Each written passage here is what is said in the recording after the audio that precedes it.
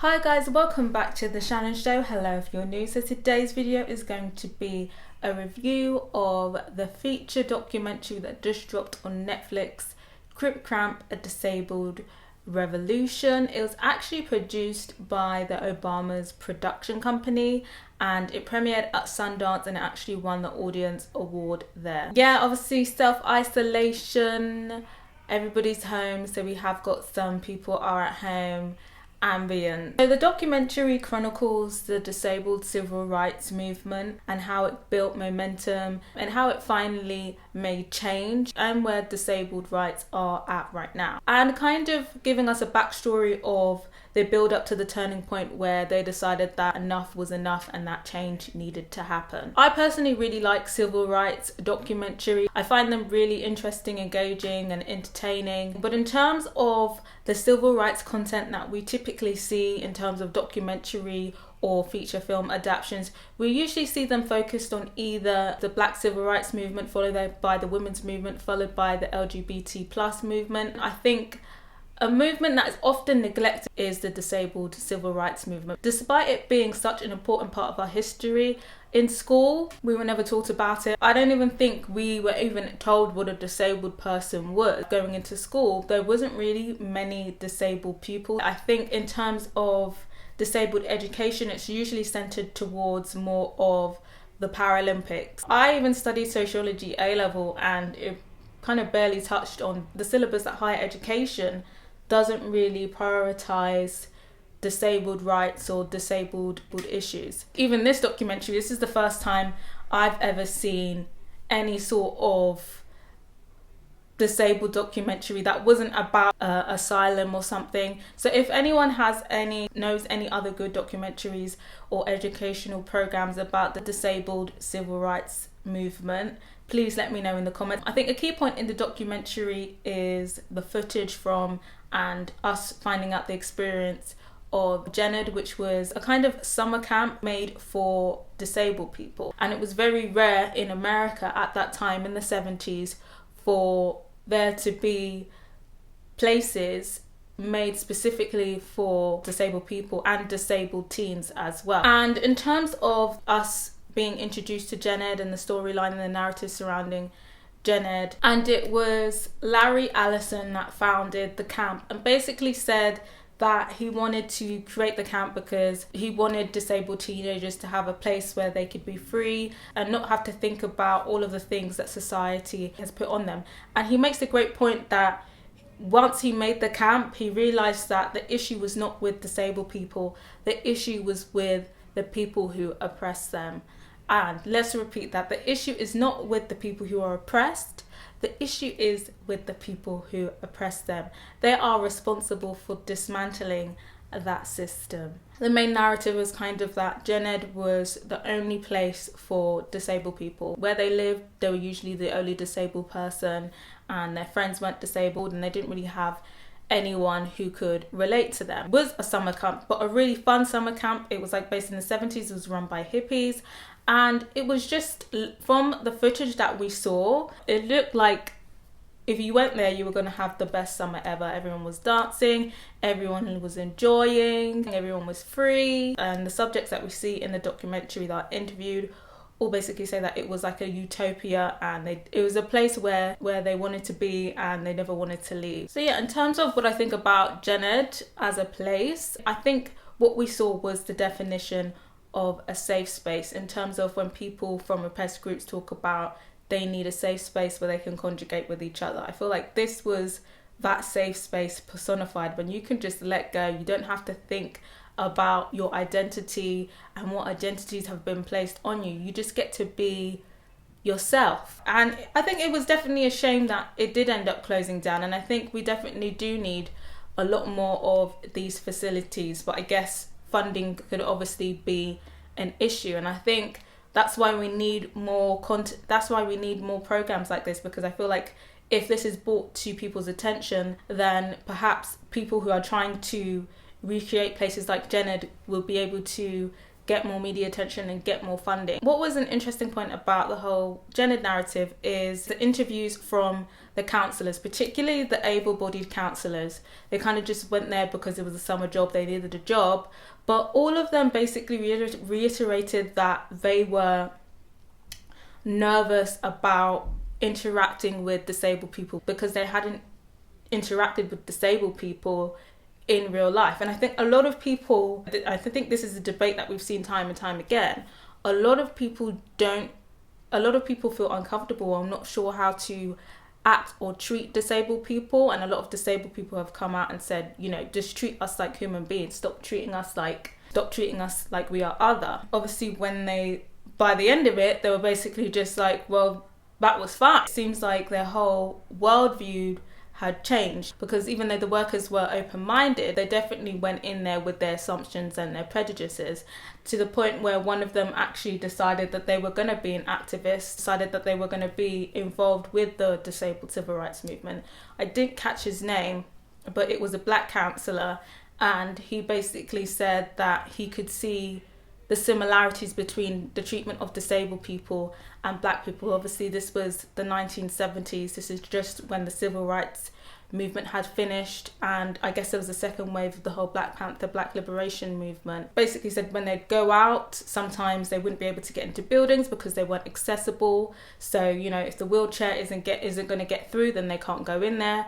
Sometimes they'd get kicked out of places because some people felt uncomfortable, and back in those days it was legal. If somebody said, I'm not going to eat here because there is a disabled person here and I don't feel comfortable, I don't want to eat here if they're here, then the restaurant was legally allowed to say, well, you have to get out, which is just absolutely mad. And even though those things were allowed, it's also mad that people would think that that is okay, that you could treat people that way. The oppression of black able-bodied people and the oppression of disabled people are different, but obviously we can recognise similarities. And I myself as a black person did kind of see stuff that I could relate to on some sort of level. In terms of the social issues that they touched on quite a few social issues. So I think obviously a key one was from James, or Jimmy as he's known as, who is actually the co-director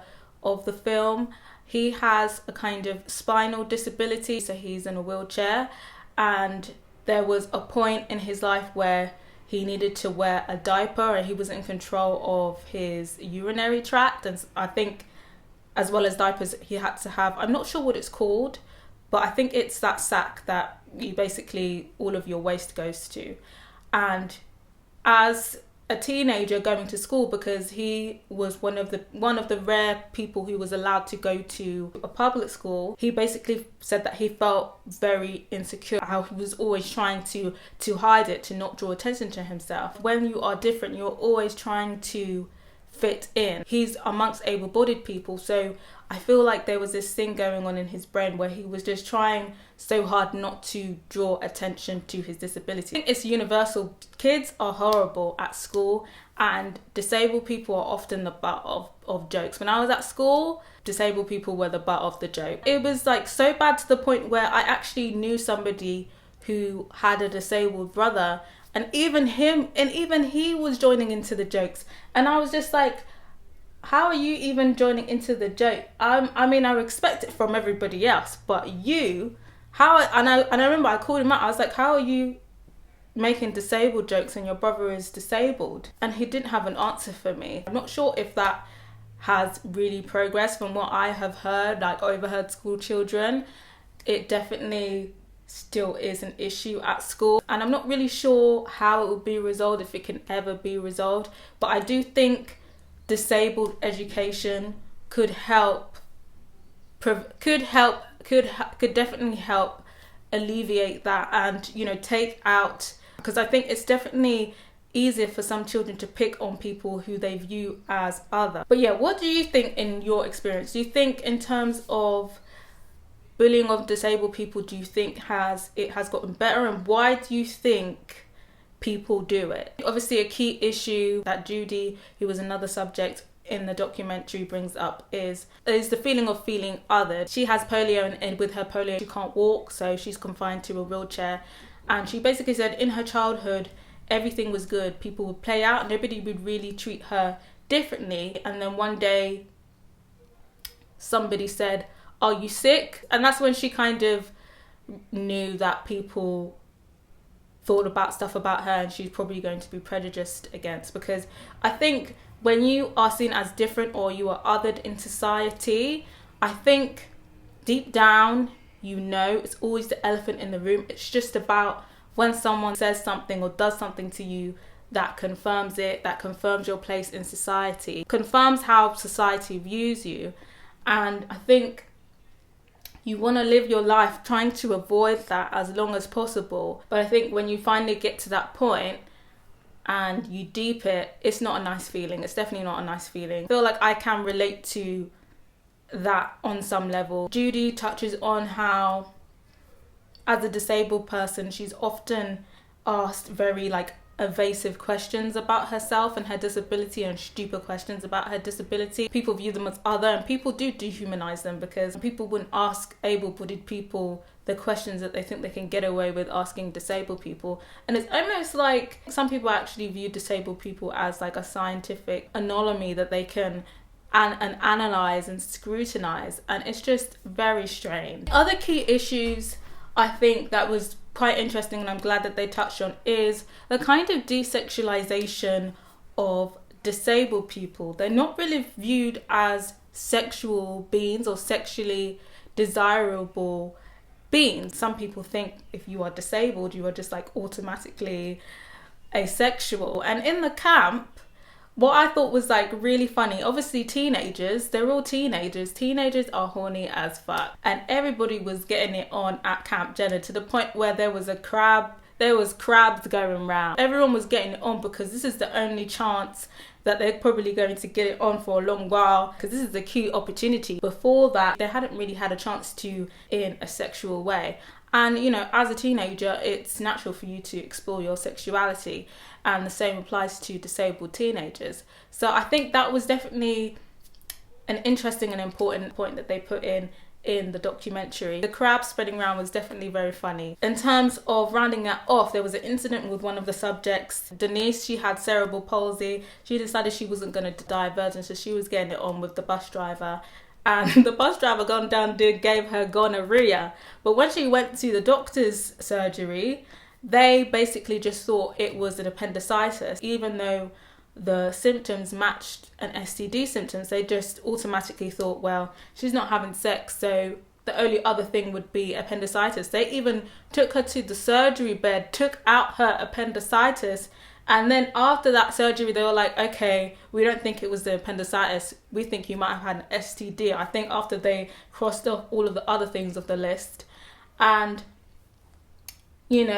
she was basically saying they fully just thought that, well, how are you having sex and who is having sex with you? And it's very disrespectful to my girl Denise, because Denise had it going on back in the day. Another key point was that Denise actually said that there was a hierarchy of disability. People with polio were seen as better than people with, say, cerebral palsy. People with cerebral palsy were at the bottom of the disability hierarchy. And I feel like there always is a hierarchy with groups. Today, we wouldn't really see much of that, especially not in the West because of immunization program. But in terms of representation of disabled people, often when there is representation of disabled people, as small as it already is, we tend to kind of see the same type of disabled person each time. It's usually just somebody who that may or may not have been paralyzed from the leg down. I definitely think there is a hierarchy, but I'd be interested to hear from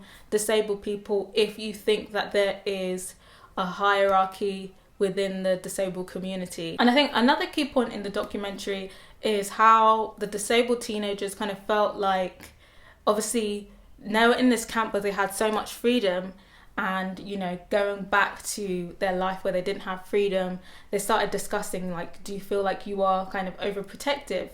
And a lot of the disabled teenagers expressed frustration of feeling like their parents were overprotective of them, way more protective than they were of their able-bodied siblings. And one person made a good point saying, You know, some people were saying, oh, it's because they care. You know, some people were saying, no, it's because out of fear. And there was one person, I don't know who he was, I know you know, but there's this one guy who was like smoking a cigarette, so sarky, basically just saying like, you know, you need to just rebel against your parents and become more independent, because there was one argument, specifically Jimmy said that he wants to kind of have that rebellious phase with his parents, but he feels like he can't because he relies on his parents for care. So it's like, how can you rebel against your parents when you need them to survive? One eye-opening scene with that whole conversation, I think, was when they passed the microphone to a disabled teenage girl, and I couldn't understand what she was saying. I wasn't even sure if she was saying anything. At that point, I kind of just thought maybe she was making a noise, because for everybody else, they had put subtitles, and you know, the camera pans on everyone's faces, and it kind of looked like, you know, people are just thinking, what is she saying? And I believe she had cerebral palsy, because one of the other teenagers with cerebral palsy basically translated what she said, and then he was like, is that what you meant? And then you could hear her make out say, yes, that's true. You could understand that part. I understood when she said, yes, that's true, but I didn't understand the rest of it. And I think that was my kind of unconscious able-bodied bias there.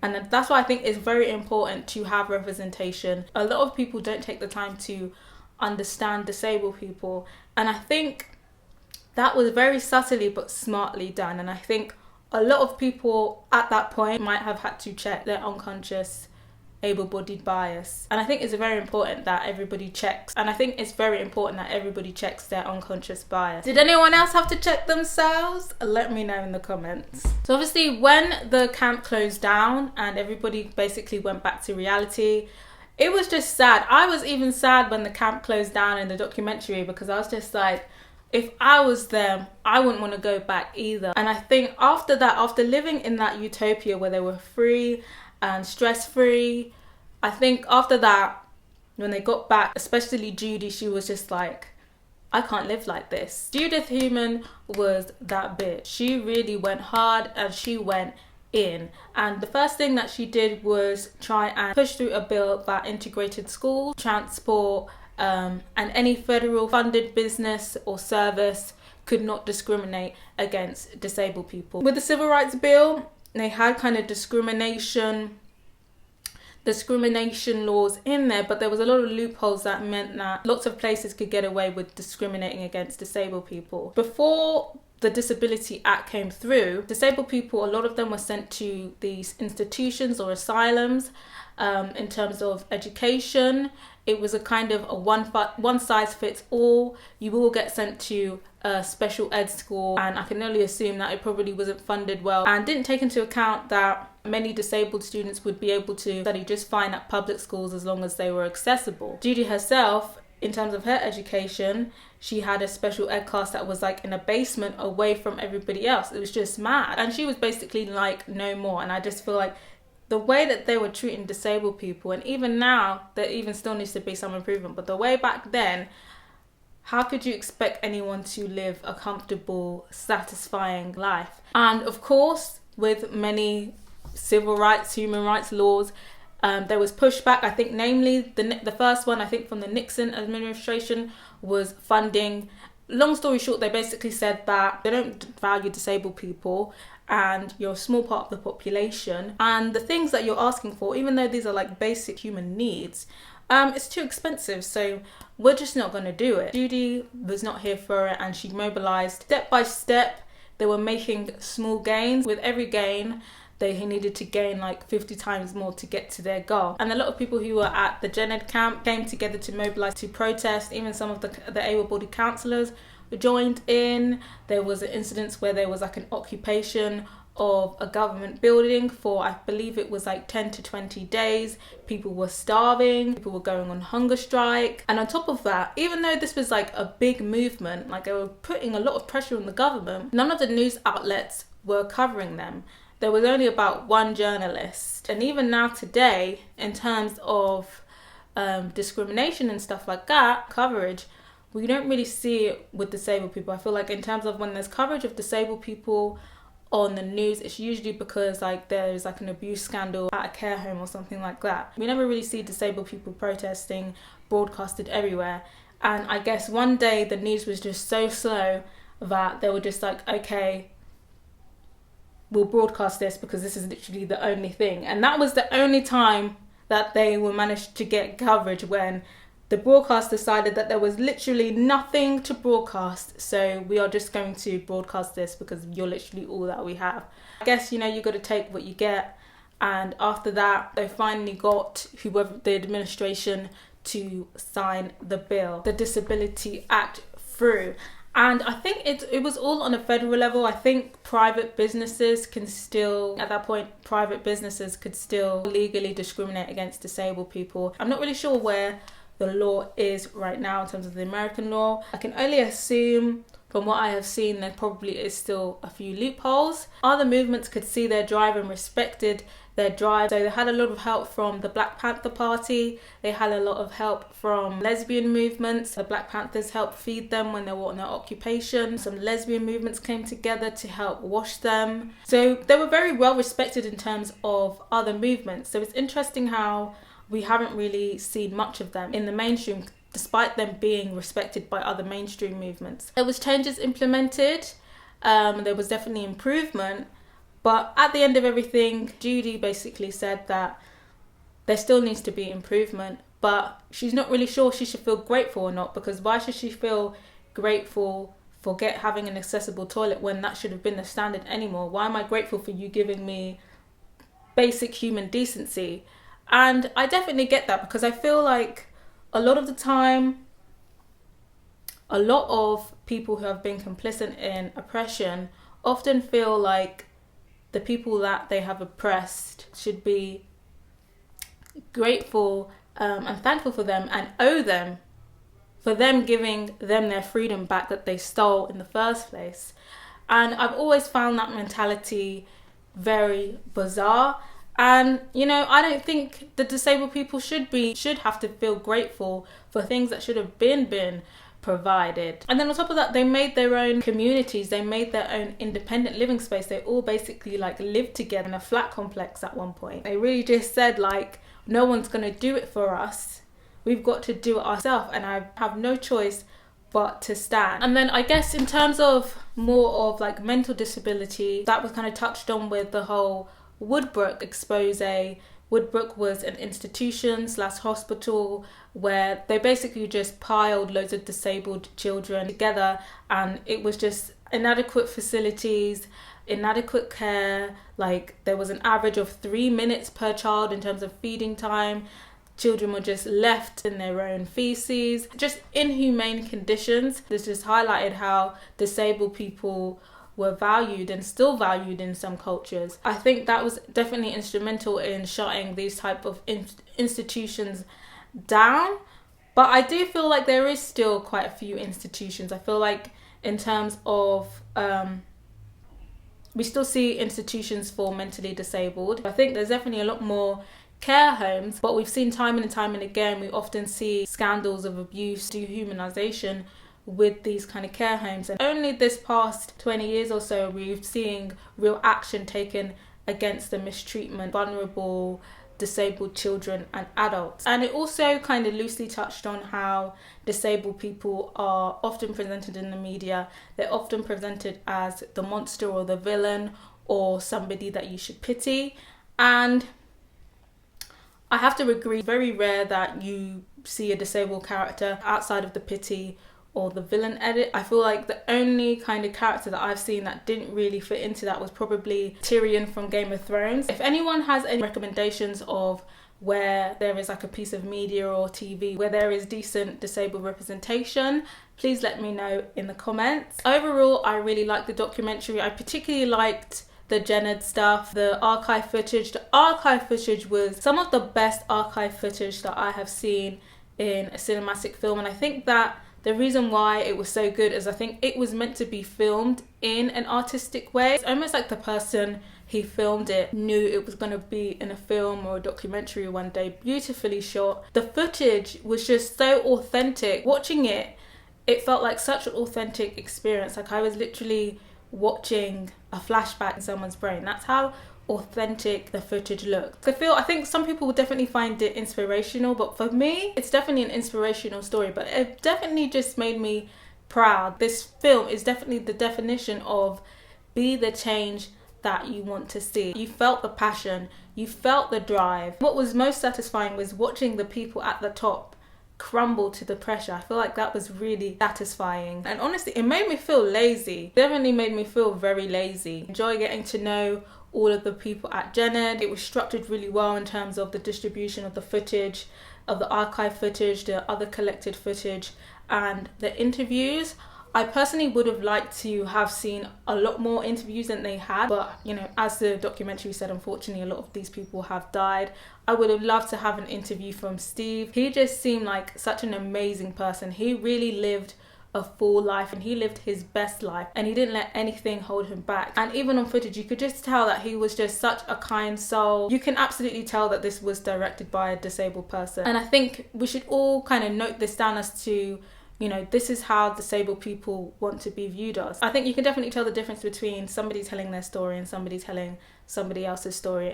The documentary having a disabled co-director, as well as that co-director actually being directly involved in the story, helped make the film an authentic viewing experience. I think this is probably my favourite documentary that I have seen this year. I'd really recommend watching it. It's light beat, it's fun, it's entertaining and informative. I thoroughly enjoyed it. I think it was paced out well, so you're engaged from the beginning to the end. It was shot very well. The score was great. It wasn't kind of like a sad, cheesy tone, which I was low-key kind of expecting. I'm glad they didn't go down that route. But yeah, taking everything into account, I'm going to rate it 3.5 out of 5.